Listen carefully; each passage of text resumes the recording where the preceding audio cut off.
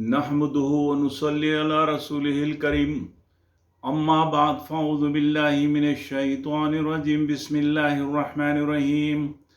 या अय्युहल्लज़ीना आमनू कुतिबा अलैकुमुस सियामु कमा कुतिबा अलल्लज़ीना मिन क़ब्लिकुम लअल्लकुम तत्तक़ून।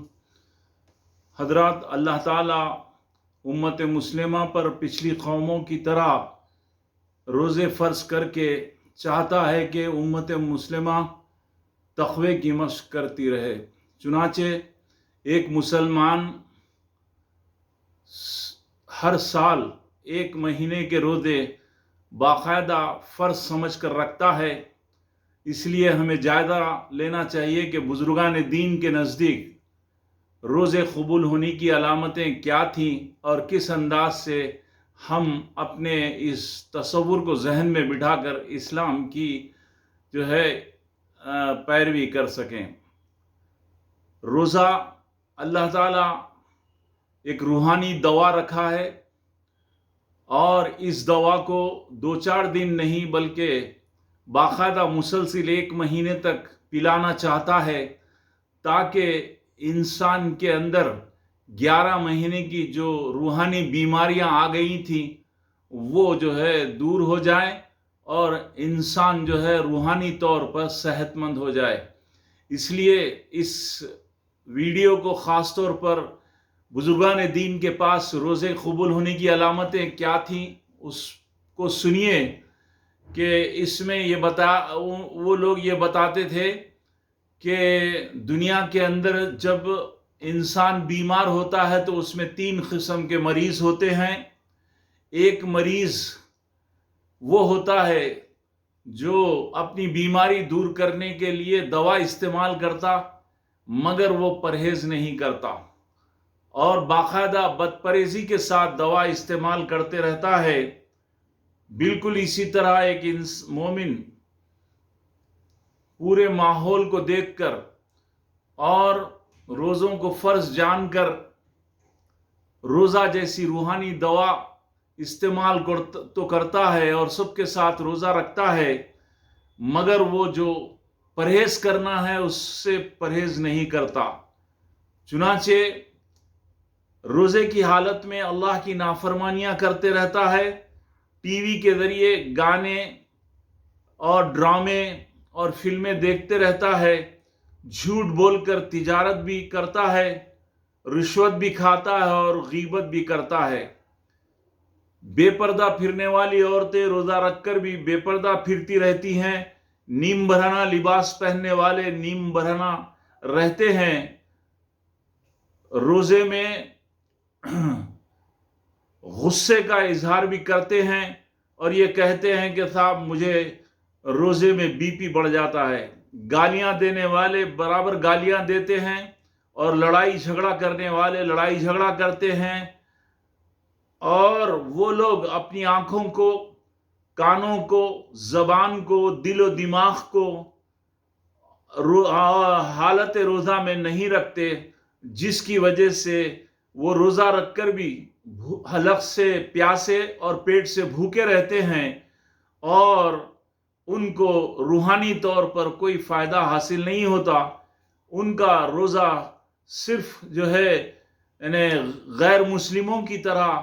पेट से भूखा और जो है हलक से प्यासा रहने तक होता है। उनको ज़्यादा से ज़्यादा कुछ जिस्मानी सेहत मिलती है। दूसरा वो मरीज़ है जो ख़ास तौर पर रमज़ान से पहले, यानी यूं समझिए कि एक मरीज़ ऐसा होता है जो बीमार होता, बदपरहेज़ी करता, मगर जैसे ही दवा का इस्तेमाल करता अपनी बीमारी को दूर करने के लिए, तो अगर वो रमज़ान से पहले बाकायदा नमाज नहीं पढ़ता था तो रमज़ान में सबके साथ बाकायदा 5 वक्त की नमाज अदा करता है। अगर वो कुरान मजीद को नहीं पढ़ता था और नहीं समझता था तो किसी हद तक कुरान मजीद की तिलावत करना चाहता है। शराब बिल्कुल बंद, अगर वो पहले शराब पीता था तो शराब बंद कर देता है और जिना करता था तो जिना से दूर रहता है। रेस और जुआ खेलता था तो हालत रोज़ा में रेस और जुआ खेलना नहीं चाहता। गालियां देने वाले, रिश्वत लेने वाले, फिल्में देखने वाले اور گانے سننے والے، یہ تمام لوگ جو ہے حالت روزہ میں روزے کو روحانی دوا سمجھ کر اس روزے کے اندر 30 دن کی برابر پابندی کرتے ہیں اور نماز کے لیے سب سے پہلی صف میں آ کر بیٹھ جاتے ہیں، مگر جیسے ہی روزے ختم ہوتے ہیں اور شوال کا چاند نظر آتا ہے، اسی کے ساتھ ہی مسجد کو چھوڑ دیتے ہیں اور نماز کی پابندی ختم کر کے صرف سال بھر کے لیے صرف جمعے کی نماز کا اہتمام کرتے ہیں۔ قرآن سے پھر سیکھنے سمجھنے کا کوئی شعور نہیں رکھتے، شراب، زنا، ریس، جوا سب کچھ کھیلنا شروع کر دیتے ہیں اور گالیاں وغیرہ دے کر، غیبت اور جو ہے رشوت لیتے ہوئے، فلمیں اور ڈرامے دیکھتے ہوئے زندگی گزارتے ہیں۔ یہ لوگ دوا کے استعمال تک پوری طرح پرہیز کرتے ہیں، مگر دوا ختم ہونے کے بعد، اس روحانی دوا کے ختم ہوتے ہی پھر بد پرہیزی شروع کر دیتے ہیں، جس کی وجہ سے ان کی پوری بیماریاں، روحانی بیماریاں لوٹ کر آ جاتی ہیں اور ان کے اندر کی وہ روحانی کیفیت ختم ہو جاتی ہے۔ تیسرے مریض وہ ہوتے ہیں جو باقاعدہ پرہیز کو جانتے ہیں اور دوا استعمال کے دوران وہ باقاعدہ جو ہے پرہیز کرتے ہیں، اور اللہ کے رسول صلی اللہ علیہ وسلم نے جن جن چیزوں سے منع کیا ان کی وہ مشق کرتے ہیں، اور اس کے بعد جو ہے رمضان ختم ہونے کے بعد بھی، دوا چھوٹ جانے کے بعد بھی وہ پرہیز کو برابر برقرار رکھتے ہیں۔ چنانچہ ایسے مریض حقیقت میں روزہ رکھ کر اپنی روحانیت کو بڑھا سکتے ہیں اور وہ صحت مند بن جاتے ہیں، مگر افسوس اس بات کا ہے کہ مساجد میں یہ دیکھا گیا کہ جو مصلی رمضان سے پہلے نماز کے لیے آتے تھے، اس میں 1-2 مصلی سے زیادہ کا اضافہ نہیں ہوتا اور مسجدیں پھر ویران ہو جاتی ہیں۔ یاد رکھیے کہ رمضان کے مہینے میں اللہ تعالیٰ شیطان کو جو ہے بند کر کے پورے دنیا کے اندر، مسلم ماحول کے اندر تقوی اور پرہیزگاری کا ماحول پیدا کر دیتا ہے، اور چاروں طرف انسان نمازوں کے لیے اور روزوں کے لیے تیار رہتا ہے، اور چاروں طرف ایک تقوی کی فضا نظر آتی ہے، جس کی وجہ سے انسان کو آسانی کے ساتھ اس تقوی کے موسم میں تقوی اختیار کرنا بہت آسان ہوتا ہے۔ مگر رمضان کے بعد رمضان کے بعد جیسے شیاطین کو چھوڑ دیا جاتا ہے، اس کی مثال بالکل ایسی ہے جیسے کسی سڑک کو سنسان کر دیا گیا تھا اور ٹریفک کو ہٹا دیا گیا تھا، تو اس میں آسانی کے ساتھ جو ہے ایک آدمی اپنی زندگی کو چلا سکتا ہے، مگر جیسے ہی ٹریفک شروع ہو جائے اور چاروں طرف جو ہے تقوی کا ماحول ختم ہو کر گناہوں کا غلبہ آ جائے اور شیطان چھوٹ جائے، تو اس حالت میں اپنے آپ کو تقوی پر چلانا بہت بڑا کمال ہے، اور یہ جو ہے صرف وہی لوگ کر سکتے ہیں جو رمضان سے صحیح طریقے سے فائدہ حاصل کر کے اپنے آپ کو جو ہے تقوی کے اوپر ڈال سکتے ہیں۔ آخر میں ایک بات یاد رکھیے کہ اللہ تعالیٰ انسان کے علاوہ جانوروں میں یہ فطرت دیا ہے کہ بعض جانوروں کو ان کا ہنٹر ماسٹر یا ان کے جو ہے مالک جس انداز سے سکھاتے ہیں، جس انداز سے تربیت کرتے ہیں، اگر 4-6-8 دن ان کی مسلسل تربیت کی جائے تو وہ اپنے مالک کے اشاروں پر ناچتے ہیں اور مالک کے کہنے کے مطابق باقاعدہ وہ جو ہے کام کرتے ہیں، جس کی مثال ہم کو سرکس میں بھی نظر آتی ہے کہ ایک ہنٹر ماسٹر باقاعدہ شیر کو تربیت دیتا ہے، گھوڑے کو تربیت دیتا ہے، بندر کو تربیت دیتا ہے، ریچھ کو تربیت دیتا ہے، تو اس کی تربیت کے اوپر وہ پابند ہو کر اسی انداز کے کام کرتا ہے، اسی انداز کے اعمال کرتا ہے۔ مگر افسوس کہ وہ انسان جس کے اندر شعور کی کمی ہے، ایمان کی کمی ہے، وہ باوجود اللہ تعالیٰ کی طرف سے یہ ٹریننگ کا مہینہ مقرر ہونے کے باوجود اپنے آپ کو اس تربیت کا پابند نہیں بناتا، اور جو ہے